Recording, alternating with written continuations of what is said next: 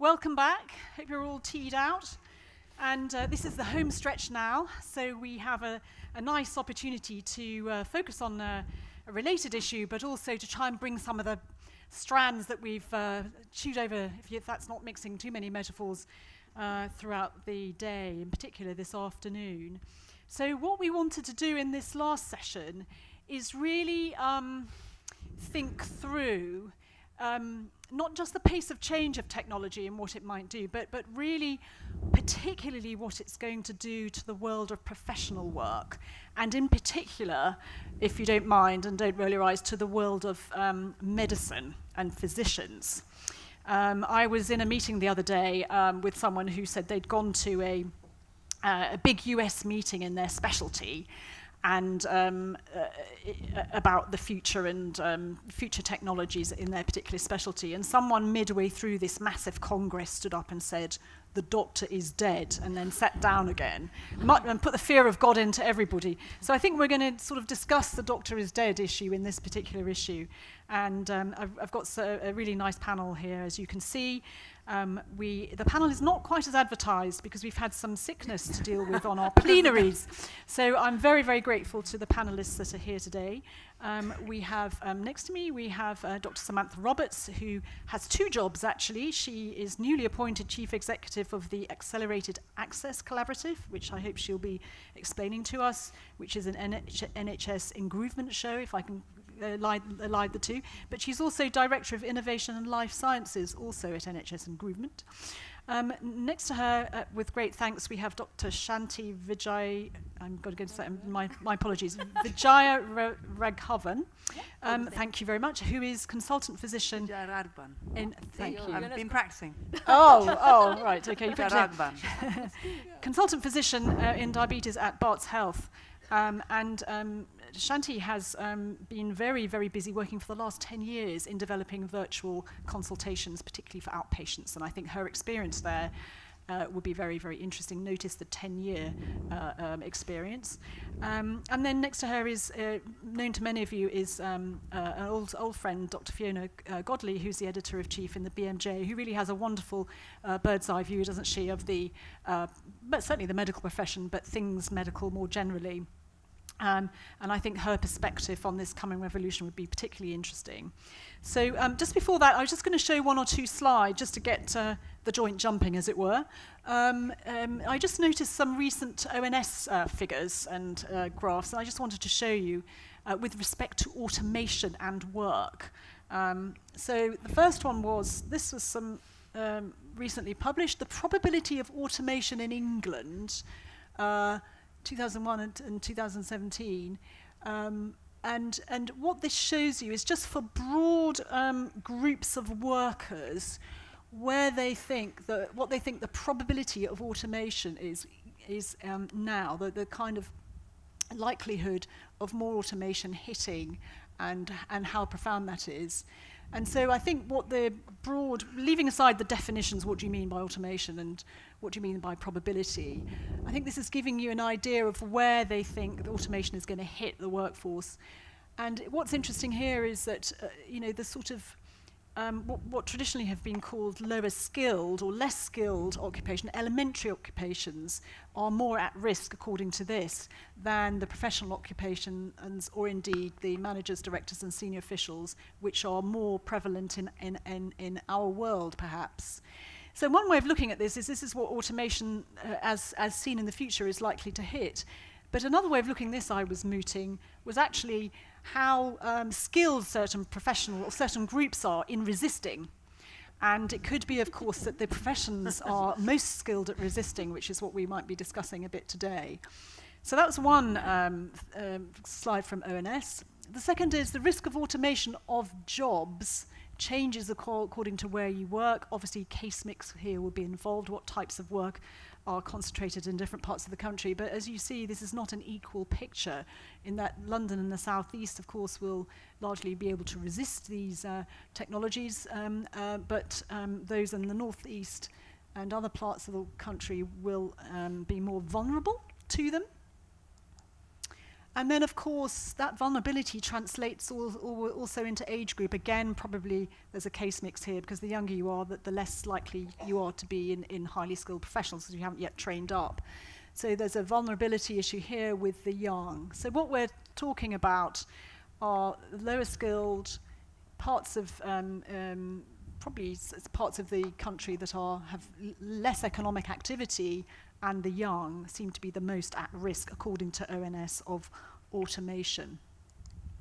And then the last slide I just wanted to show, I have droned on about this book rather a lot, so apologies if you've heard me say this. There was a very, very interesting book of the year by the FT Book of the Year, that came out in 2015 called The Future of the Professions, and it's by the Susskind pair, Richard and Daniel, and they wrote this fabulous book about how the future of professions was going to look like with technologies that are coming down the track, and they looked at various professions, one of which was the medical profession. I just want to explain this little diagram for you.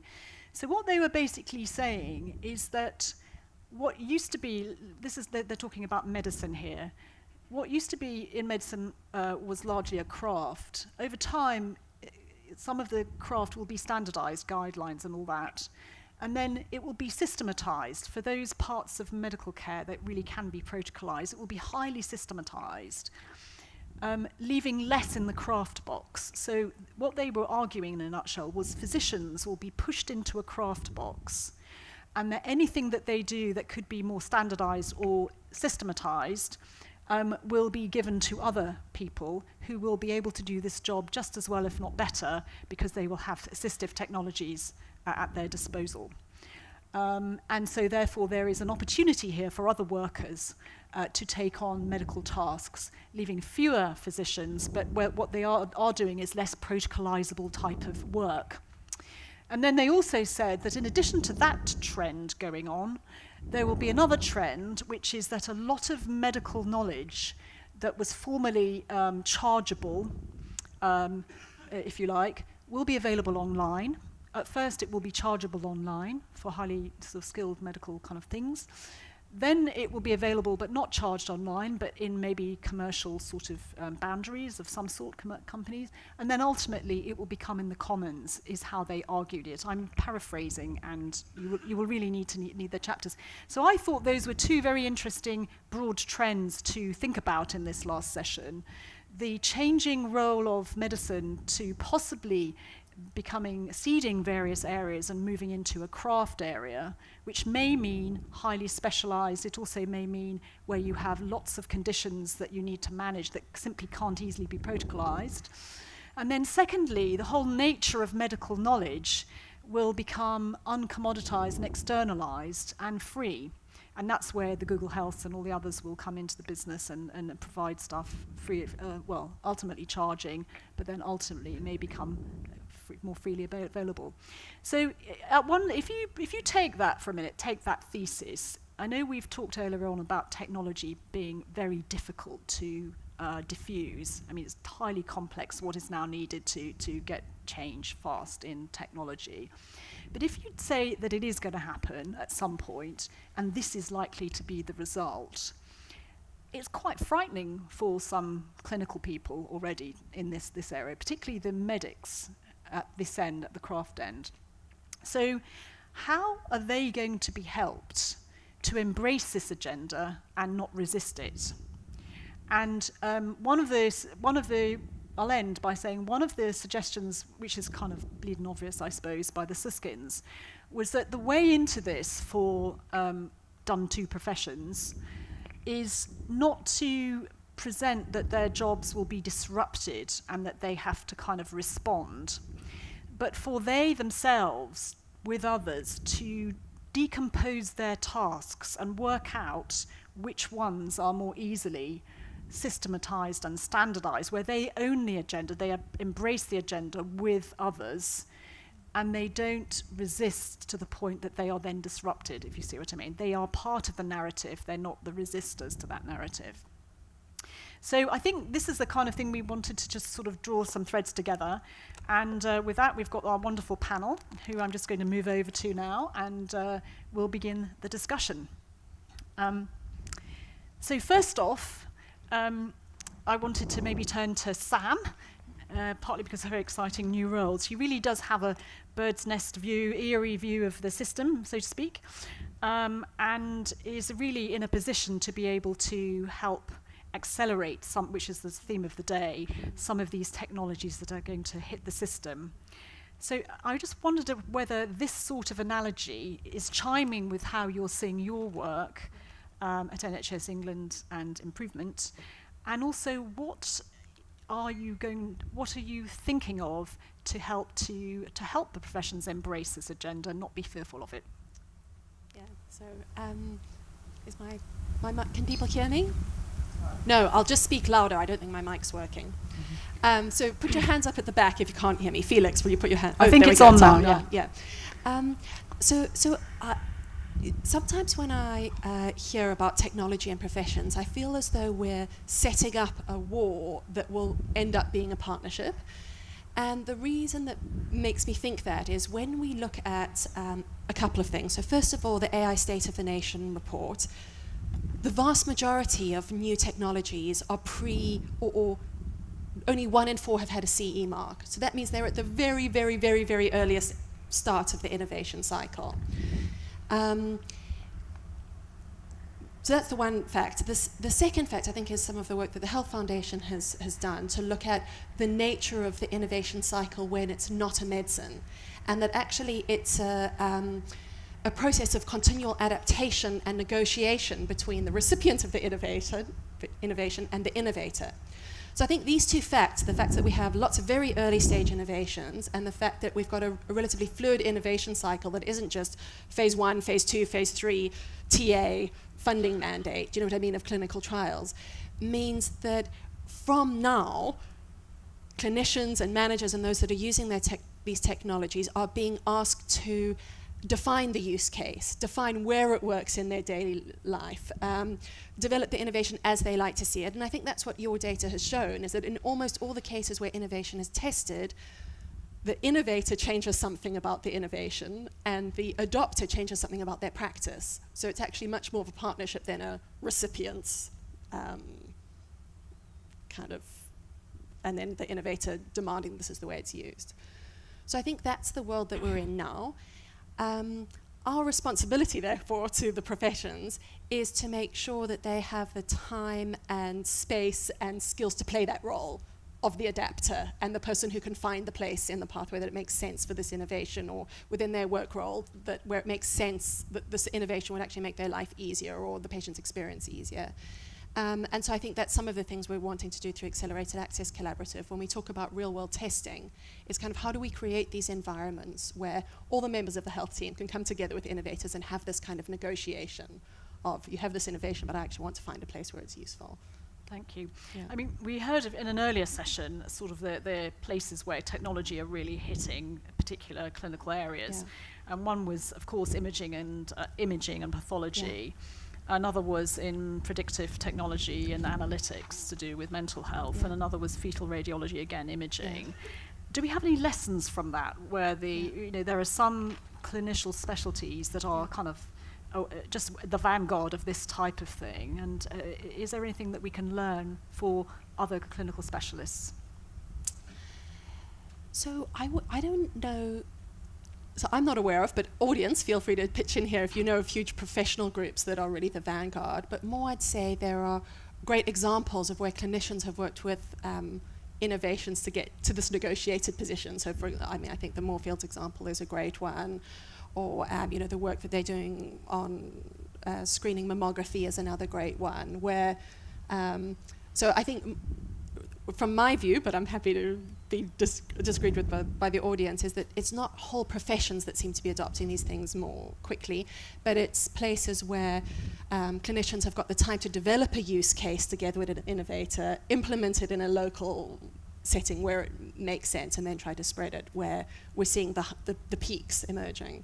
So are you just saying that the clinicians are partly responsible for the velocity in which this thing is taken absolutely. up, Yeah. as opposed to being overtaken by events? Because there are some disruptive technologies that are overtaking, and we heard one earlier, which is, of course, the the GP example, Yeah. the digital GP, Yeah. where that is quite threatening because it's so speedy. Yeah. So are you saying that the types of innovations that you are seeing are likely to be in the slower, more evolutionary box than the dramatic disruptor? Is that what you're saying? And so an addendum to that is that, when you read in The Economist, they had this thing, what is it, the future doctor is you, is what they said in The Economist. And there, the possibilities of all these big tech companies providing all this kind of externalized support is huge, which will take over quite a lot of decision making, at least in some, or at least diagnostic maybe, I don't know. So are you hopeful that the speed will not disrupt and cause resistance, or do you think that there's it's the theoretical question, do you think that the speed at which these technologies that we're taking up are actually slow enough to be digested by and adapted by the medical profession?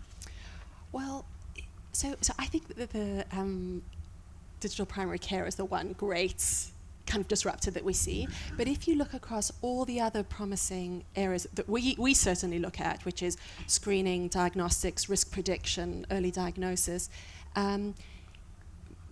most of those things require something from the existing clinical workforce that is relatively distributed to incorporate it into their daily routine. To make and it work. So it kind of this is why you get into this negotiated position of, well, if we were to provide, we've had AI for quite a number of years that can count HER2 receptors, but we don't know where that fits into the clinical routine. Yeah. So you can have the innovation, but it's not disrupting the status quo necessarily because it doesn't have a place to sit, if you know what I mean. Yes, it's very interesting because the innovation narrative is a disruption narrative. Yeah. And there's kind of public sector narrative, isn't it? That you're so inert, we'll do it from outside anyway. Yeah, but you can't. It doesn't work. No. Yeah. But that's still around, and it's also still around in some, let's say, political speeches. That sort of zeitgeist, isn't it? And that itself will breed resistance, won't it? Yes. So you're talking about a very different narrative, which is very helpful. Perhaps we can come back to that. And also, it speaks more to the collaboration narrative, not the competition narrative, which is what we've had for the last 30 years. I think that's the other, isn't it? Yeah. Thank you. Can I move on to Shanti? So Shanti, this must sound a bit rich because I'm talking about innovations overtaking the NHS and disrupting the professional sort of sense of identity. But then you've been working on a very relatively simple technology for over 10 years, which is, of course, virtual Skype or whatever consultation. So could you say a little bit more about your experience there? And am I worrying too much about being overtaken by this tsunami of hard-nosed tech? So, does this work? Yes. Yeah. So I'm a physician and I'm a diabetologist, and I work in East London where there is a lot of diabetes because of the local population. And I've been working there since 1996. And if you ask most clinicians about people we see in outpatients, there will always be a group of people there who we don't have to physically bring up for a physical appointment. And most of us do telephone clinics and emails and texts, and our nurses are brilliant. They see patients all the time out of hours and all sorts of things. But I think we're always struck by how many people we bring for a physical examination. And when that happens to you as a patient or a carer, it really drives home the point that you don't need all these people turning up for all their appointments if you don't need to do a physical examination or talk about something that can't be done online.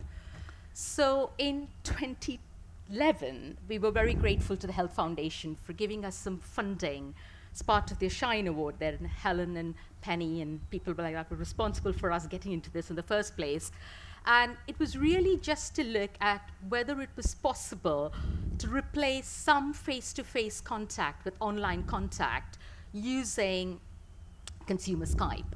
So it was making no changes to the pathway, just doing it in one clinic, mine, and one nurse clinic, and just doing some PDSA cycles and looking at what would the acceptance be, what kind of age groups, what kind of things could you discuss. And then at the end of the first year, we felt that the acceptance was quite high, till about 65 years of age. There was no gender bias, people loved it. And we thought it could be used as a tool, but then we needed some more money to look at what we came to realize is answering a little bit of the questions you asked before, I firmly believe technology is just a tool to probably deliver more effective care. What you really need is service redesign, because the outpatient process is antiquated, it's not fit for purpose, and there are bits there that need to change, and can you use technology in whatever form it is to deliver this? So we went back to the Health Foundation and got a program grant. And what we did with that over 2 years was look at whether we could co-design a process with patients about it being a more reactive process. So rather than me calling a patient in 6 months, because that's when I have a slot in my outpatient clinic, when there is really no urgent clinical need for the patient, and could we have a more open access system? Whereas a diabetologist, I need to see people once a year to examine their feet, look into their eyes, and have discuss their management plan. I bring them for that, and in between, we have something slightly more open access, where we just use Skype. Patients can ask me when they want to book an appointment or book an online chat, and we just do it in a more proactive fashion. And that was, again, just within diabetes. And then all through this process, we were having this evaluated by our academic partners, who's Trish Grenhalge and her team at Oxford. And then we realized that if we were going to roll this out wider within the organization, within Barts Health, we would need to address various complex issues at various levels. And so we got some funding from the NIHR for a project called Vocal. And what Vocal did was looked at online consultations in various specialties within our organization. At things like, what does it do to the dynamics of a clinician-patient interaction? We looked at, it was an action research project, so we looked at what's the organizational impact of doing online care, so the sticky bits like governance and business cases and tariff and inpatient leaflets and patient advice, and then where does it fit with national policy? And what I found, and I'll tell you a little bit when we talk about obstacles, but really the best bit of it for me is that when you have an online consultation, it fundamentally changes the relationship between a doctor and a patient, and it becomes a conversation of equals. So people say this repeatedly in focus groups and questionnaires and interviews, but when they come to clinic and they sit in your space and you run the consultation, you're in charge of the consultation, you ask the questions, it's one-sided, it does nothing for patient empowerment, it does nothing for self-management.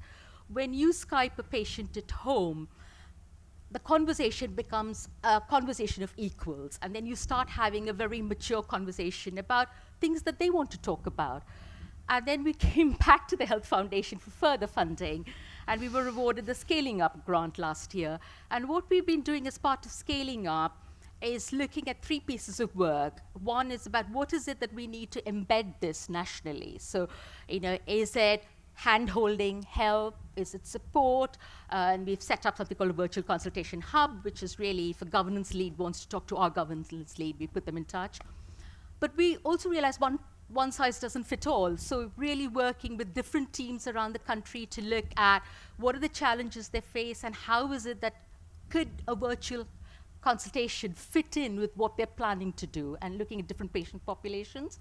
And then kind of doing some work nationally around carbon footprint and training of junior staff and so on. So that's where we are at the moment. Thank you. And how far has the medical profession, your colleagues, embraced this kind of change? Because if you think about it, think what's in the long-term plan, 30% of outpatient appointments to become virtual, isn't it, in 5 years? That's quite fast. How did you find your colleagues? So the 2 bits to this. One is, as a clinician, I would say that one of the obstacles is the clinical mindset to a large extent among a lot of people. So it's... Can you unpack that? So it's same We think we know what you mean. Same. So it's like, we often think that the gold standard is getting a patient to clinic. And, we're risk averse, we're concerned about missing findings, we're paying... patients love coming and seeing us. I love chatting. So I'm quite happy to sit for an hour and talk to people. But actually, when you ask patients, it's not just the ease of access or convenience. They tell you some really interesting stuff. They tell you that when they talk to you online, they have your undivided attention. And that's probably because the webcam is in front, your screen is in front, and you're talking. When I'm in clinic, people walk in and out of the door. I'm looking at the screen, I've got junior staff, I've got somebody else coming and telling me I'm overrunning and can I speeden up. And so what we don't realize is what we're offering is not probably the gold standard. But I think when you start talking to clinicians and sort of explaining what we're getting from patient feedback and playing videos and so on, people do come around to realizing that there's a healthy blend of both online contact and using technology. And I think we've got to realize that it's a combination of both. You can't completely replace one with the other. The other thing, of course, is keeping the technology simple. Because the moment you start getting very complicated technology and pressurizing everybody to change within a week, it's not accepted. And I've got a very old computer. I turn it on in the morning, go and make myself a cup of tea, go to the toilet, walk down the corridor, and I'm usually interrupted by 3 nurses who want to discuss a patient, and it's still preparing my desktop. That's what Martin said earlier. Yeah. So it's got to be simple, it's got to be easy to use, and really important, it's got to fit in with the pathway redesign. It's about how it actually fits in with this whole clinical care process, rather than saying, here's this really clever piece of tool, can you look at how best you use it? But rather going back and saying, what are the bits of your pathway that don't work, that you want to improve? And here's all the stuff. Is there anything there that you can use? Yeah. So, sorry, last question while I'm hogging, is that if you were advising Sam about the 30% outpatient reduction by 5 years' time, is that in your bag or not? No, thankfully not, probably for you. Advise away. But if you were to advise on how to speed that up appropriately, given it's taken you so many years to get this far, what would you be saying to her, or let's say NHS England, particularly about managing the consultants or the clinicians? So again, I'd come back to one size doesn't fit all. We've often, the feedback we get from focus groups is people often like a pre-existing relationship with a clinician, rather than it being thrust on them first straight away, and that's something to bear in mind. Different populations are different. So we are finding for example, East London is very different to, say, Norfolk and Norwich in terms of digital exclusion, age of the population. Even the adolescents in East London are different from the adolescents in Norfolk, for example. So it's got to be co-designed with patient groups, it's got to be co-designed with clinicians, it's got to be evaluated, and you've probably got to keep reinventing the process as you go along. And if you start off with the 30% reduction, you're unlikely to get it. Yeah. But if you start slowly and then build it into the pathway, which you need to redesign, I'm sure we'll get to a very healthy balance. Thank you. Sorry, and one last, if I can sneak in. What's in it for the consultants? I mean, does it free up their time? Does it make life easier for them, or why would they do it? So lots of us as part of the scaling up work. So we've been working with various teams across the country, and the feedback's really quite interesting. So, for example, we're working with Tom Kosker, who's an orthopedic consultant at Oxford, and he runs a sarcoma unit. And apparently they're one of 5 specialist centres in the UK. And so they get people who travel from all over the country, and sometimes overseas, to come for benign surveillance of sarcoma. And they spend a huge amount of time and money. They get a family member accompanying them if they're coming from overseas. They book into a hotel the night before, and then they come up for a 15-minute appointment. But worse is, if they get a malignant tumor who's breaching a 2-week wait, they bump this patient off the list, who's made their travel arrangements or who's made plans. So of course no one's happy. So what he started doing is he's now using Skype for Business because he wants to share the radiology, for example. And last week he was telling me about this patient who'd come from Bristol normally, and she did an online consultation. And she normally would have had to book someone to look after her husband because she's a carer for her husband. She'd have to travel from Bristol to Oxford. She'd have to make arrangements to stay the night before. So it makes sense for patients, I suppose, what I'm getting at. But does it make sense for the doctor? Yeah. I think for the doctor, there are various things. One is I find that I have a far better relationship with my patients because as a diabetologist, I might sit and talk to a patient about a healthy lifestyle and diet and all of that, and then I sort of do a Skype on their computer, and then I find, they're living in a not ideal home circumstances in East London. There are lots of pressures on them. And then I sort of think, well, am I giving them the right advice? Can I do something slightly differently? You know, I talk to a patient and I say, what's that photograph? And she says, oh, that's my husband. And I say, oh, you know, is he in the country? What do you do? And she says, oh, my husband's visiting next week. And then I start talking about pregnancy planning and contraception. Okay. So, you know, it changes your relationship with the patients hugely. Okay, thank you very much. That's very, very helpful. We'll return to that because there's a lot more to say. Fiona, right, you have a very different position here because you're you know, at the BMJ and you've been there for a while now. How do you see where do you see the energy in forgive me for keep focusing on the medical profession, not just in, you know, thinking about this or this, you know, gamma knife here, some gene splicing there that might get the scientists really excited in medicine, but where do you see the medics sort of embracing what this might do to their profession as a whole? Do you see much leadership going on? I'm thinking about the colleges, regulators perhaps, I don't know, HEE. Who's really thinking about this kind of thing in the way that the Suskins are? Thanks, Jennifer. I think there are lots of different aspects of this, and I've been listening to the conversations earlier today. We've got the sort of AI automation machine learning piece, which may well influence some of the diagnostic pathways and professional lives in that way. And we've got the kind of remote working, the way in which that can free up and change the way in which doctors and patients interact. We've got the administrative tasks that could be simplified or removed altogether. We've got how patients and doctors communicate with each other. And, you know, simple things like having access to the medical record and having letters that are written directly to the patient and therefore are framed very differently to the days when one would receive a letter, even if the patient received the letter, it was written to their doctor. There's a whole load of very interesting cultural changes going on, which are partly facilitated through things like email. And then you've got the whole self-care thing, which I think is hugely changing everything, where in fact the patients are taking responsibility for their own care.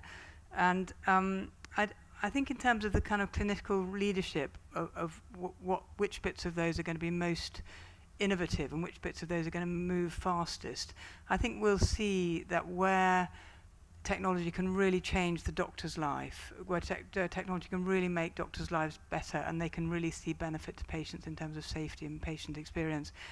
Those are the areas where adoption, I mean, my guess is where adoption will be faster. Matt Hancock talks about, you know, he very optimistically that technology will save time, it will save money. I think we have to be a bit skeptical about both of those things. And I was thinking earlier while I was listening to people about what some principles might be about the types of technologies that we should embrace as clinicians. And you know, we've talked about patient-centered. I think that has to be a crucial thing, co-designed, co-created by the patients and by the clinicians using it. Transparency and accountability. I think the fear of the black box, the unaccountable, unknown algorithm that you know is quite a fearful prospect, has to be evaluable, whatever the thing is.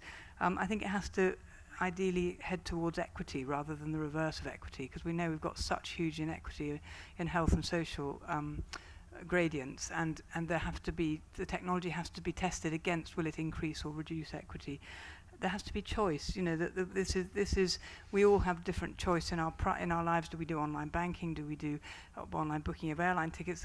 But some people still might want to go to a bank or go to a travel agent. So the idea of going in to see your doctor when it feels crucial. And I think you know, underlying it, as I've said, it must improve the quality of a clinician's work, and that's to do with how human they feel they're able to be, Simon Eccles' point, and how much they see the patient benefiting. Has to be, you know, that we have to be sure about the improved care and improved safety. So I sort of thought to myself, well, what will it take for clinicians to engage? And you know, not in very great order, but I think the clinicians themselves have got to be open to these changes, but they've also got to be, because you know, hopefully clinicians are naturally a bit skeptical as well. So you know, not just the new gizmo, but has it been evaluated? What about the risk of overdiagnosis and over-detection and over-treatment, which obviously a lot of technology we know does bring. I think it has to be patient-centered, has to be co-designed. We talked about outpatients. We have to have a system redesign along with the technology design. I think that the doctors have to be incentivized, and a lot of the problems, I think, are some of the new technologies doesn't have an incentive system underlying it. So do you get paid for video consultation the same way as a face-to-face? All those sort of issues. It takes time to adopt new technology. Are they given time to do this? It takes time to innovate. Someone earlier made the point that you get time for research but not time to innovate. It was a very, very good point. And I think doctors are going to have to be ready to relinquish some of the power, and that's partly patient, giving power to the patient, but it's also giving power to nurses, giving power to other parts of the system that they might feel they want to hang on to. And the truth is there's no shortage of work, so and we've got a great shortage of doctors globally. So things, if we can get pattern recognition in imaging and pathology, and the radiologists can therefore spend more time deciding which is the next best test, which is the multidisciplinary team working with their colleagues, there are lots of ways in which that time could be better placed. So I think we shouldn't be fearful of relinquishing some of that power and work. The leadership thing, we do want clinicians leading. I think we want many more clinician CEOs, and that's not because we haven't got great non-clinician CEOs, but I do think there's a great value to having clinicians at the top of these organizations.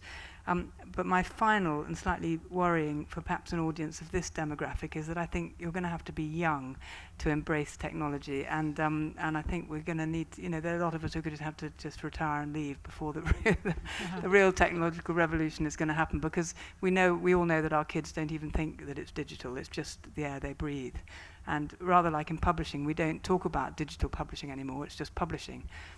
Shanti and I were on a webinar the other day, and we talked about the moment that we know we've been successful would be when we don't talk about digital, it is just healthcare. So thank you. I'm going to ask one more question, and then I'm putting you on notice that maybe to think about a question you might want to ask. The one thing I wanted to say about the medical profession and the leadership is that there seems to be I'm going to make a gross generalization here, an inbuilt propensity to be interested in scientific things. If you think about medicine and the way it's gone, subspecialization, against, in a sense, generalization and so on. And you sort of see that in a bit in the industrial strategy, don't you, in the life science agenda. Everyone's getting very excited about this or that, life science, as I say, gene splicing, metabolomics, gamma knives, all this kind of stuff. And yet the kinds of things we really need, which you're talking about, Shanti, are about changing services, changing elements of services, which are generic. And are the medics really interested in that kind of stuff? Don't they think that's management? So my worry is that, sorry, there's lots of worries which are boring, but there could be a danger, couldn't there, of more people within the medical profession leading this, just taking us down the super specialization route and actually forgetting about these big service changes, unless there is a sort of locus of leadership energy that is clinical energy, that is not orientated in that way, and maybe they've got to be in the system, maybe people, you're a clinician after all, sitting next to management that can make sure that these generic things are done. I hope not. That's for you, Fiona. Take it away.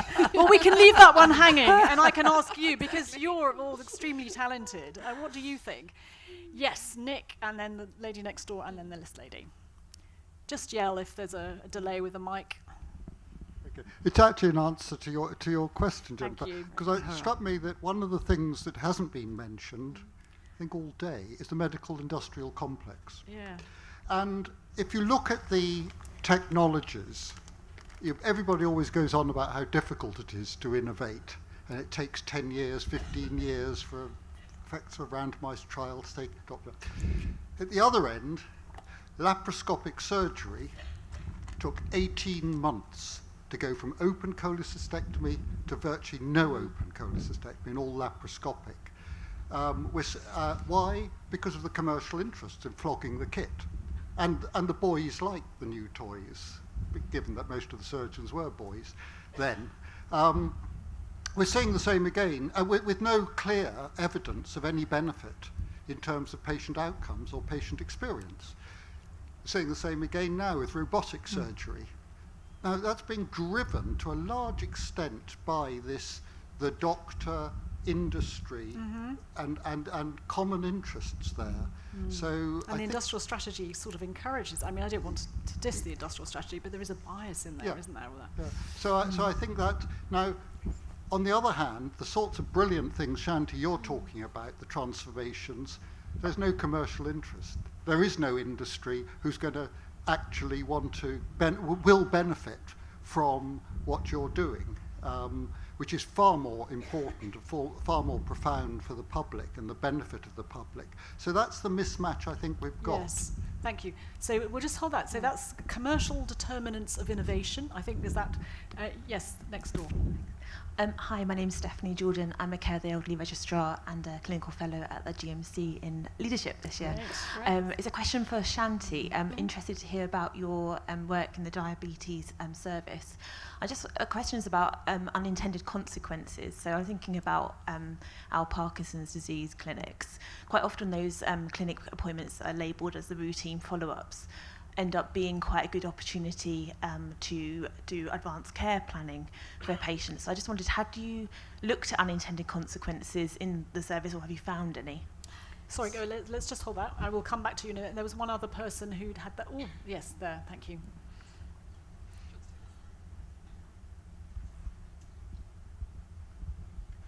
I suppose Yep, you're on. I'm a GP, and it's interesting for me to hear because I don't work in an area where actually the whizzy stuff exists. It's interesting coming to these events and hearing what sounds to me like a very acute focused approach to innovation. And I suspect some of that is because a lot of and I'm now actually working for a community service in a Care of the Elderly service. There's something about innovation being very, and QI or whatever it is, being a very acute focused function. There is a lot of innovation that goes on in general practice, and I think general practice has adopted quite a lot of things themselves. One of the difficulties is it tends to be different practices doing the same thing in different ways. It would be, this is more of a comment, but it would be really interesting to see a bit more national work done on how you might innovate, and I think PCNs will help with this, how some of the innovation work could be embedded in general practice, because practices are doing a lot of this work. My other comment is, when I see this thing here, a lot of what we do in general practice and in Care of the Elderly is actually about shared decision making. And I'm not sure that process takes on board shared decision making, because a lot of the standardization and systematization, you can do some of it in general practice and Care of the Elderly, but a lot of it is about how you make decisions with your patient, with your carer, that are not actually within a standardized concept. So I'm being a bit of a comment person. It would be nice to hear more about general practice. And there is quite a lot of innovation going on, and also a lot of what professionals, and they're not doctors, they're all clinical professionals, do is about shared decision making, and I'd be really sorry to see that get lost, because actually things aren't as standardized as you think they are in terms of decisions. Thank you. So I'm going to take one more. I'm listing those, so you don't have to remember them all. Just Ramini, last question for the moment.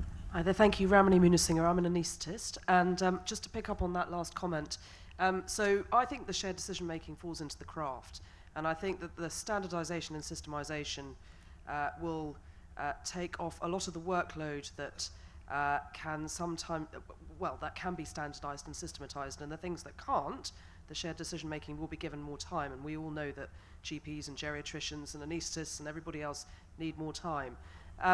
Going back to the discussion about medical leadership, I think different Royal Colleges are taking different approaches to this. I think the Royal College of Surgeons and the Royal College of Anaesthetists are both really thinking about this. So the surgeons have recently concluded a sort of look to the future about the impact of innovation in their field, and the College of Anaesthetists is moving very much towards the more holistic care of patients rather than the specifics of what we do in the anaesthetic room, because so much of that will become automated over time, and the machines will probably end up doing it better than the humans could with interference. So I think that some of the Royal Colleges are really progressive about it, and in the end, this is about providing the best care to patients and the best value for the health service, and thinking about how we can standardize and systematize in order to improve those things, rather than worrying about defeating professional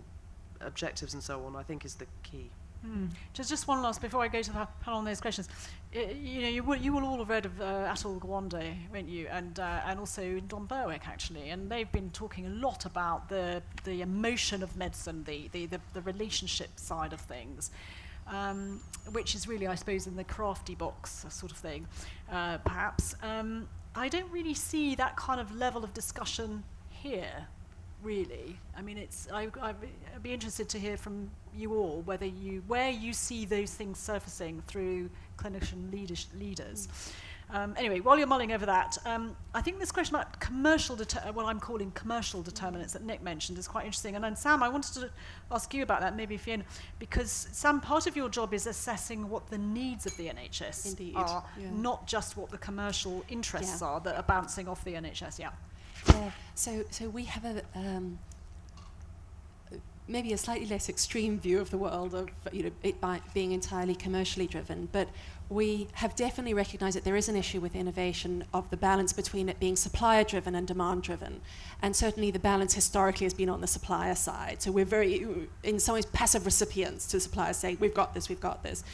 And so we've been doing a lot of work with NIHR and the AHSN network to try to ask, starting with national policymakers and then moving to STPs and local leaders, what are the needs that you have that you think research and innovation could help address? And obviously research is different from innovation.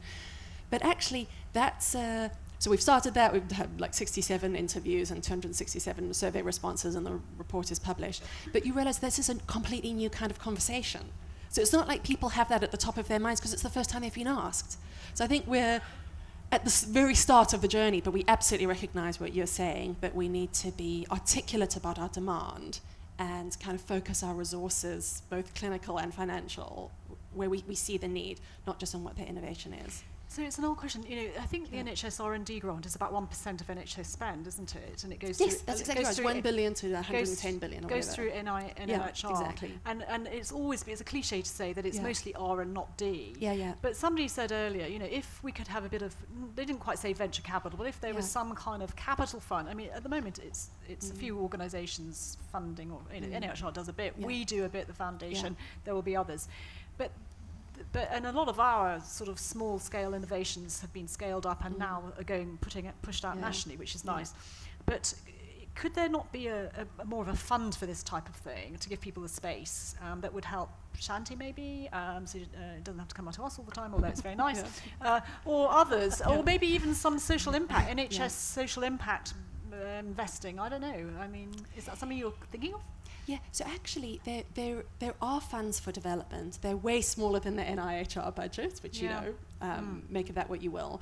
But what our impression is that in the pool of funds, there are 38 different programs.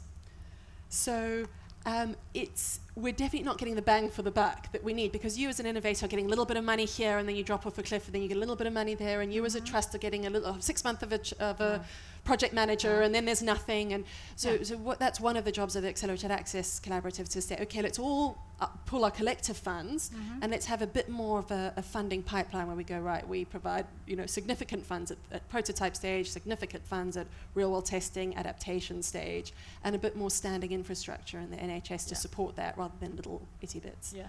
So Shanti, perhaps you wanted to say a bit about that, but also particularly this idea that I think it was that virtual consultations could actually drive out some meaningful conversations that are needed to be had, that are wider than, that you have to really do face-to-face, such as advanced care directives and so on. So a couple of things. One is, in terms of the commercial relationship, the other things we haven't actually mentioned is quantitative outcome measures.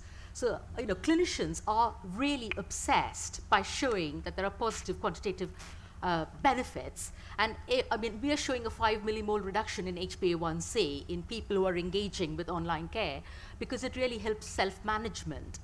And so to me as a clinician, I'm less concerned about the commercialization of the whole thing, rather than to be able to prove that my patients are getting better quality of care at the end of it. So I wouldn't underestimate that.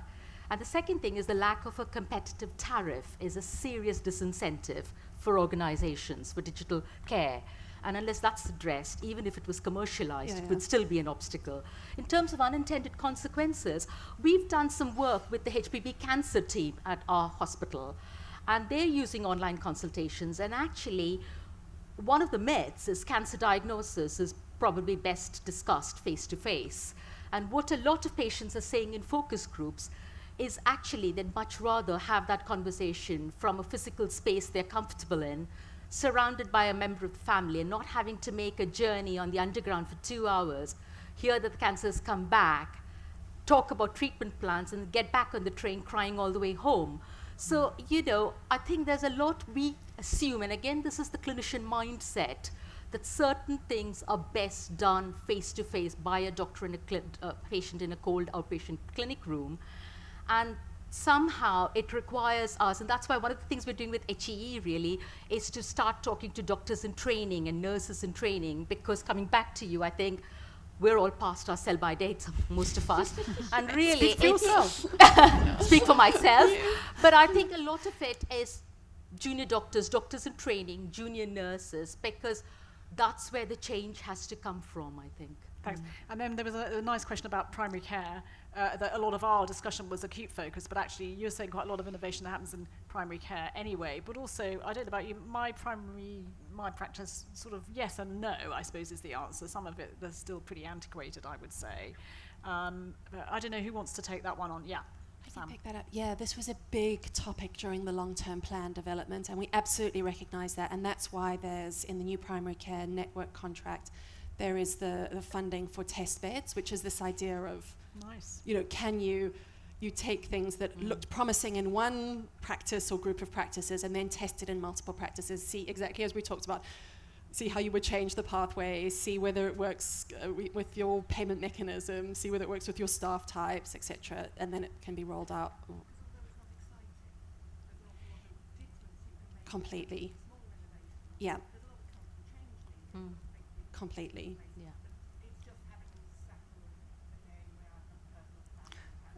To be fair, we had Martin Marshall did a lot in the. He did a lot. We had in the parallel. Yeah. Completely. Minor changes can make a big difference. The other thing we haven't said is sort of throughout the thread running through the day, not that I like to necessarily always fly the flag for quality improvement, but you know, the quality improvement techniques systematized can really speed up this testing and changing and adaptation that we were talking about earlier, which will speed up and actually the Royal College of GPs have been in the vanguard of that, haven't they, with their QI ready tool. So they are quite, you know, right on in that respect, if I can say. Now there are a few more questions. So yes, gentleman over there, and yes, the gentleman there. Paul Batchelor from the Faculty of General Dental Practice. I mean, I'm just picking up on first Nick's point. In a few years' time, you'll all be getting white fillings rather than silver fillings, which is part of the dental complex about generating work, so be wary. The real issue, though, here is that we tend to be talking, or at least what I've listened to, about care provision once a diagnosis has been made, or the diagnosis. We've seen in the health system a move now towards recognising the determinants of health. I'm not sure whether the medical or all healthcare professionals have yet worked out how best to deal with the determinants. And the real question is, what role do the undergraduate schools, the health facilities, have in this process, so that at the first exit point, i.e. when you get onto a register, what is the roles or what are the skill set that you should have, and how do you bring about those changes, say with the regulatory body and the GMC? So not necessarily technology per se, although there may be a tech element to that if more people are using their smartphones and Google Health and all that. So there was another question there, and then we will have the last comments from the panel. Hi, Alistair Mitchell-Baker. Many moons ago in a different world, I did a lot of work to support Lord Aradazi's Healthcare for All review in 2008. Oh, yes. And I must say, Sam, this sounds exactly the same stuff that came out of that, pretty much. And yet the challenge is still there. I don't think it's so much about research, development, innovation. It's about adoption and spread. And something in our mindset means the not invented here, or the we somehow can't spread what are evidently great innovations, whether it's from one hospital to another, or one department to another, or one practice to another. And I'd love your comments on that. Yes, so that is, I think Fascinating. that's probably a good question to end on. Yeah. We're not losing the social determinants.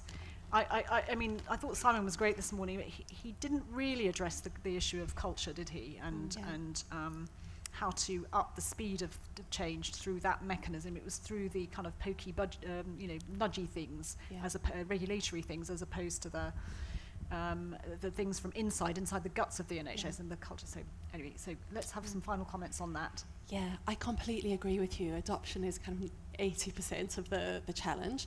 So I took the job as Director of Innovation at NHS England a year ago, and pretty much everywhere I went, I was told the NHS can't adopt, the NHS can't adopt. And there's little bits of literature on where we have successfully adopted, like some lovely stuff in the BMJ, for example. But I kind of thought, for me and my team, this is the number one thing we have to do this year, is to see, can we find examples of where the NHS has adopted things relatively quickly. So we're very lucky to commission the AHSN network, and we kind of identified with them, which I know is very supplier-driven innovation, but kind of given the time frames, we decided to go this way. With 18 different innovations that range from primary care, mental health, secondary care, etc., to say, over the year, can we see if we can adopt some of these innovations in the NHS? And we gave them trajectories, which was like, so most of these were post-NICE appraisal. Despite being NICE appraisal, less than 3% of the eligible population was getting access to these different technologies or devices or different pathway changes. And we worked with the AHSN network to see if we could increase that. And I have to say, across that 18 innovations, we got increases of, our best increase was one relatively simple device that went from less than 3% of the eligible population to 66% in a year. And probably our least successful was something that went from about 3% of the eligible population to 10% of the eligible population.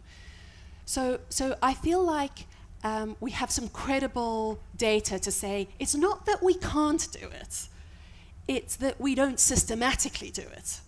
So now our question is, well, so if we could do it relatively successfully in 9 of those 18 things, what was happening on both sides? So what was the spread out organisation doing? Because we saw differences by AHSN. And what was the adopter organisation doing? And as the AHSNs went round, they collected great data on the level of adoption at each of the sites they went to. So we've got all this beautiful data of who took these things on and who didn't. And you see huge polarities between trusts and GP practices, etc. And so now we're doing work on, on both of those questions. So what were the spreaders doing that worked, and what were the adopters doing that worked? So I wouldn't be too negative where you are. I think we've got credible evidence that we can do it, and now our job is to just do that more systematically. And I'd like to draw your attention to the spread challenge. Indeed, which we were very influenced by. The Health Foundation published, which drew from our portfolio for the last 10 plus years on why things spread and why things didn't. Shanti, thank you very much. Shanti, your last word on the... So, following on from what Sam was saying, so as part of the scaling up work, one of the things we've been trying to do is to work with early adapters at various sites. And so, for example, at Oxford, so we've got this orthopedic team who are obviously very keen in doing this. And so Joe, who's our research manager, then contacted a few other specialties at Oxford, like the oncologists and the diabetologists. And what we're trying to do is to create a hub at each site. And the idea is that hub then acts as a local pod for everybody who's interested around there, and then that helps spread and helps diffuse good practice. And so the idea is, at every site that we work with the team, we try and hopefully create a hub there, which will try and disseminate locally. And hopefully the humans will collaborate. Thank you. Fiona, your last word Well, on that, maybe. Only just not so much on the content, but on the process, and really I'm just going to say, delighted that the BMJ has been part of this really lovely day. And wanting to say to you all that the BMJ's role in this, I hope, will be partly to help to disseminate and share ideas, evaluations, of new technology, really scrutinise those, but also the kind of cultural leadership and the sort of individual responses to these things. So we have a number of different formats we'd really welcome your input into. We have opinion, we have our letters columns, we have our analysis, we have the research, we have education articles. So if you are aware of, you know, good things happening or challenges or bad things happening that we'd really want to hear from them. And Jennifer and I are talking about hopefully a kind of series of articles that might come out of some of this work to really help to push the agenda forward. And please do contact me, fgodley@bmj.com, if there's stuff that you think we should be covering. So thank you very much to the panel. I think the medical profession can live to fight another day. I don't think anything's going to happen anytime soon, it sounds like. And they are maybe in control of the speed of change. But thanks very much to Fiona, to Shanti, and to Sam for a very interesting panel, I think. And to be continued is probably the operating phrase here. We are now at the end of our day. I hope you've really enjoyed it. Thank you so much for participating, all the speakers, but also all of you for being here, spending your time, and also for contributing in questions and so on, and the Slido. I particularly want to thank, from our end, this stuff doesn't happen, does it, just by chance? So I particularly want to thank all the Health Foundation staff who made it happen. In particular, comms colleagues Sushma, Gemma, Laurel and Navdeep, who have done sterling jobs. I'm sure I've missed somebody out. If I have, I do apologise. I can see my colleague at the back. But they got up very early, so I hope you were well looked after. And now I think there is something which is called a networking reception, is that right? With 4 glasses of wine. If you haven't had your fill from all the QI stuff, you can then have more discussions at the back. But just to say, for me, from the Health Foundation, it is just so very nice to both pull together lots of strands of our work, but also to pull in some people that we've worked with over the years, that we hope that all collectively we're on this kind of journey, whether it's quality improvement, whether it's safety, whether it's technology and automation, whether it's the social determinants of health, as you see we're moving into that, or whether it's some of our international fellows that I see in the audience. So really pleased to have you here as part of the fold and the ongoing conversations, and rest assured we'll be on the case and look forward to seeing you this time next year. Thank you so much. Thank you.